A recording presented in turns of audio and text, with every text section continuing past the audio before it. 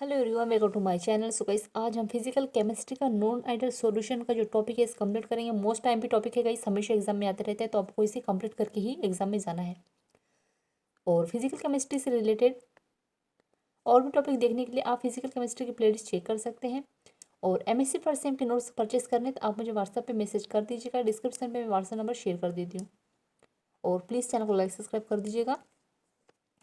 तो चलिए वीडियो को स्टार्ट करते हैं। तो नॉन आइडियल सॉल्यूशन होते क्या है उसके बारे में देखेंगे। इन्हें हिंदी में क्या कहा जाएगा? अनादर्श विलयन होते हैं। ठीक है, ये तो क्या कह रहे हैं, ऐसे सॉल्यूशन जो सभी टेम्परेचर तथा कॉन्सेंट्रेशन पर आदर्श विलयन नियम का पालन नहीं करते। ठीक है, ऐसे सॉल्यूशन जो क्या है, आदर्श विलयन के यानी आइडियल सॉल्यूशन का को फॉलो नहीं करते, उस सॉल्यूशन को क्या कहा जाता है? नॉन आइडियल सॉल्यूशन कहा जाता है, जो आइडियल सॉल्यूशन के रूल्स को फॉलो नहीं करता है। ठीक है, इतनी बात समझ में आई। इजी सी डेफिनेशन है ये, आप आसानी से लिख सकते हैं एग्जाम में। ठीक है, अगर आपके पास आएगा तो आपको क्या कहना है, अगर नॉन आइडियल के लिए, अगर ये ऐसे सॉल्यूशन जो आइडियल सॉल्यूशन के रूल्स को फॉलो नहीं करता है, नॉन आइडियल सॉल्यूशन कहा जाता है। अब इतना भी दिखते हैं तो आपको इजीली नंबर मिल जाएंगे। ठीक है, अब आगे देखते हैं क्या कह रहे हैं। आइडियल सॉल्यूशन के मॉलिक्यूल के बीच इक्वल अट्रैक्शन फोर्स होता है। ठीक है, जो आइडियल सॉल्यूशन के मॉलिक्यूल होते हैं उनमें इक्वल अट्रैक्शन फोर्स होता है।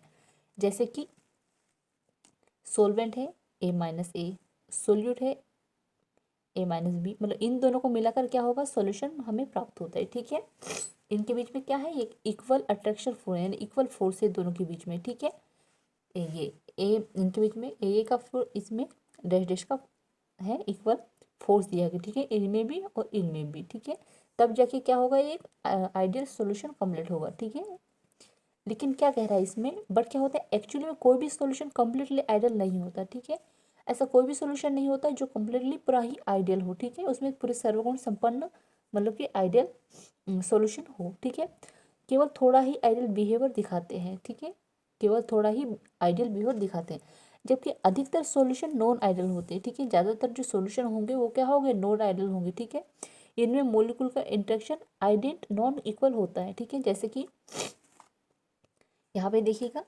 इनके बीच में force attraction force equal force नहीं होता। ठीक है, मतलब कि इनमें यह इक्वल इक्वल नहीं होते हैं। ठीक है, ये कहा जा रहा है यहाँ पर।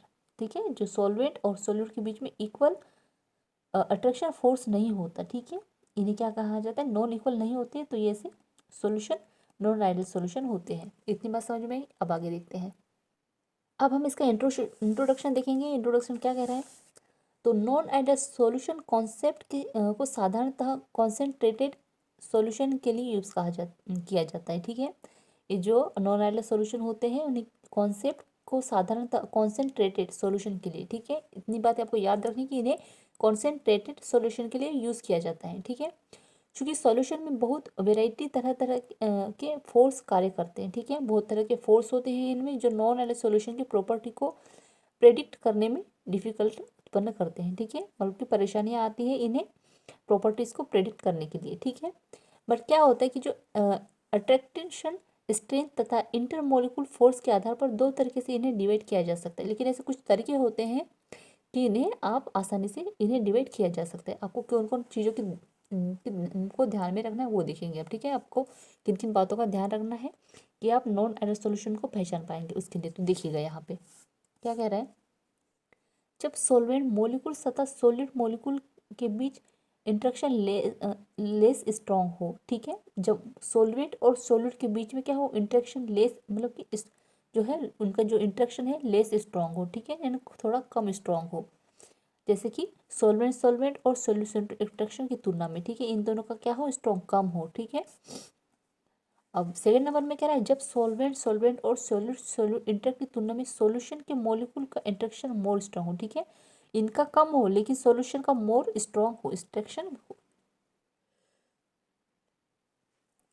सोलवेंट और सोल्यूट का जो इंटरेक्ट होगा वो क्या होगा, कम होना चाहिए। ठीक है, जो वीक होना चाहिए, लेकिन जो उनका जो सॉल्यूशन जो हो वो क्या होना चाहिए, स्ट्रांग होना चाहिए। ठीक है, जैसे कि मान लीजिए solvent major compound of solution होगा और सोल्यूट के लिए माइनर कंपाउंड ऑफ सॉल्यूशन होगा। ठीक है, यहाँ पर साल्ट और शुगर के साथ आप वाटर ऐड कर सकते हैं। ठीक है, ये कह रहा है इसमें।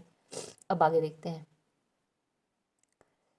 इट मीन्स ऐसे सॉल्यूशन जो Raoult law and Henry's law को नहीं मानते, नॉन आइडियल सॉल्यूशन कहते हैं। ठीक है, आपको ये भी एक लाइन ऐड करनी है एग्जाम में कि ऐसे सॉल्यूशन जो राउल्ट लॉ और हेनरीज लॉ को नहीं मानते नॉन आइडियल सॉल्यूशन कहलाते हैं। ठीक है, एक तो वो भी आप लिख सकते हैं कि क्या है, जो आइडियल सॉल्यूशन के रूल्स को फॉलो नहीं करते नॉन आइडियल सॉल्यूशन कहलाते हैं, और ऐसे सॉल्यूशन जो राउल्ट लॉ और हेनरीज लॉ को नहीं मानते नॉन आइडियल सॉल्यूशन कहलाते हैं। दो डेफिनेशन आपको यहाँ पर लिखनी है। ठीक है, अब राउल्ट लॉ होता क्या है वो देख लेंगे। तो the vapour pressure of a solvent is proportional it's to its mole fraction.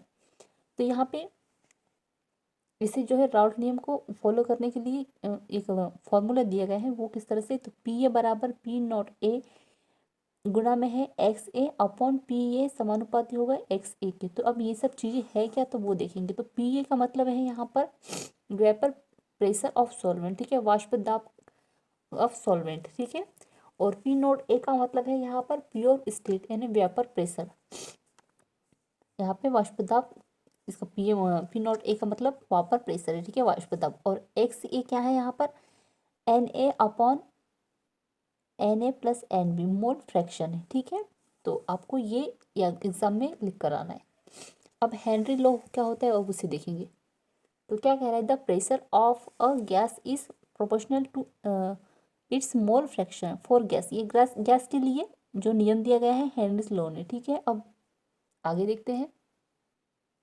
आगे कह रहा है types of and its properties. ठीक है, अब इनकी प्रॉपर्टीज क्या होती है नॉन आइडियल सॉल्यूशन की, तो वो देख लेंगे। तो क्या कह रहा है, नॉन आइडियल सॉल्यूशन दो प्रकार के होते हैं, एक होता है पॉजिटिव डेविएशन सॉल्यूशन और नेगेटिव डेविएशन सॉल्यूशन। इन दोनों की प्रॉपर्टीज को आइडियल सॉल्यूशन की तुलना में आसानी से समझा जा सकता है। ठीक है, ये जो दोनों प्रॉपर्टीज होती है, कौन, पॉजिटिव डेविएशन और नेगेटिव डेविएशन, तो इसके आधार पर आप आसानी से समझ सकते हैं। ठीक है, नॉन आइडियल सॉल्यूशन को, और कि ये नॉन आइडियल सॉल्यूशन है या आइडियल सॉल्यूशन है, इसको आप आसानी से समझ सकते हैं। तो देखते हैं आगे।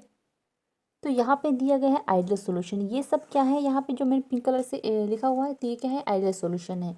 यहीं पर आप ध्यान दीजिएगा, नॉन आइडियल सॉल्यूशन दिए गए हैं, और साथ ही में आपको यहाँ पर पॉजिटिव डेविएशन भी दिए गए हैं और नेगेटिव डेविएशन भी दिए गए हैं। अब आइडियल सॉल्यूशन है और नॉन आइडियल सॉल्यूशन यहाँ पर दिए गए हैं, तो हमें यहाँ पे बताना है कि ये पॉजिटिव डेविएशन है या नेगेटिव डेविएशन है। ठीक है, तो मान लीजिए फर्स्ट में हमारे पास है O B C A, Raoult law at energy range of concentrate.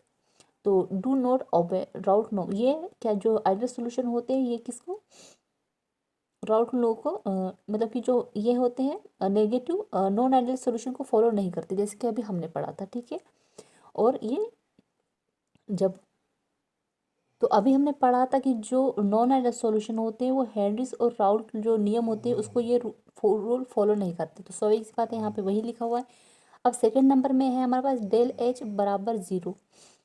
तो यहाँ पे जो है ये आइडियल सॉल्यूशन है। अब नॉन आइडियल सॉल्यूशन क्या है, यहाँ पर डेल एच बराबर पॉजिटिव एंडोथर्मिक। ठीक है, और यहाँ पे जो है पॉजिटिव दिया गया है यहाँ पर, और यहाँ पर नेगेटिव डेविएशन क्या है, डेल एच बराबर यहाँ पर पॉजिटिव है, यहाँ पे नेगेटिव है। ठीक है, अब थर्ड नंबर पे देखेंगे हम, डेल एच बराबर 0 बराबर डेल वी।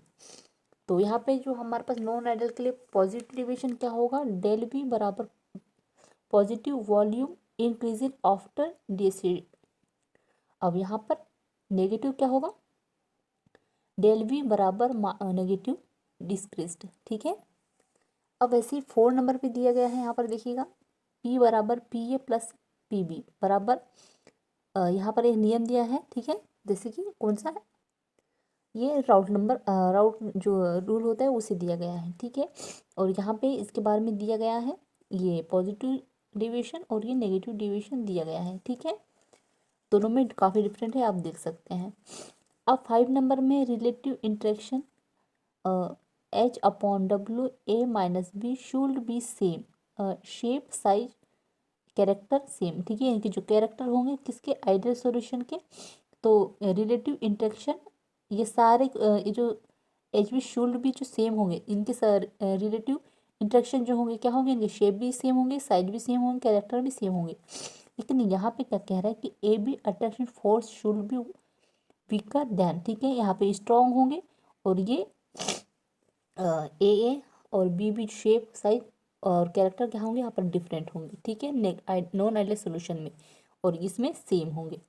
और यहाँ पे क्या कह रहा है, यहाँ पॉजिटिव के लिए ये ठीक है और नेगेटिव के लिए A minus B attraction should be greater than A B B, ठीक है। अब 6 नंबर का देखेंगे।